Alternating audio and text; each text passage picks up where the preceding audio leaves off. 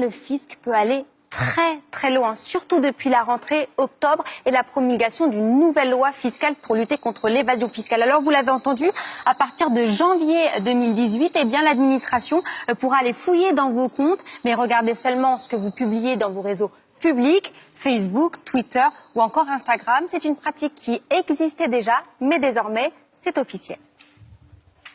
Ne soyons pas parano, mais ne soyons pas naïfs. L'administration fiscale, quand elle diligente un contrôle fiscal, forcément, elle regarde un petit peu ce qu'elle peut trouver sur les bases de données publiques. Moi, je fais du contrôle fiscal et souvent, l'administration fiscale a énormément d'informations sur un contribuable. Les personnes qui ne déclarent rien et qui partent en vacances toute l'année en prenant des photos et en les postant sur Facebook, elles ont tout intérêt à arrêter de le faire. Pourquoi? Parce que l'ensemble de ces données de réseaux sociaux, ils vont alimenter un très grand réseau d'informations géré par l'intelligence artificielle.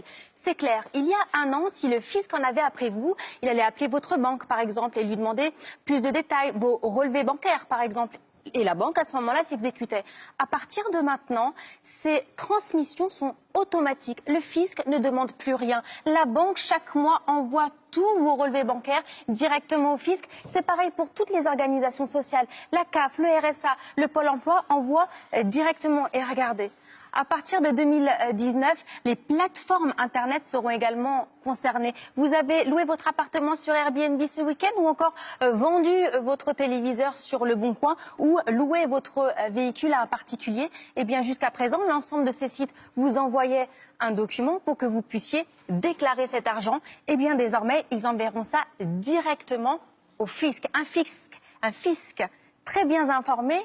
Et surtout maintenant, bien équipée, une police fiscale vient d'être inventée. Elle siégera directement dans le ministère de l'économie. Elle pourra vous mettre sous écoute, diligenter une filature, utiliser la géolocalisation pour savoir où vous vous trouvez et même demander des perquisitions.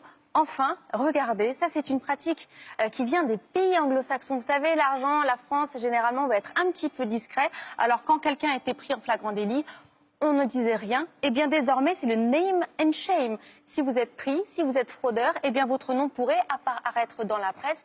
Objectif, dissuader les autres de faire comme vous.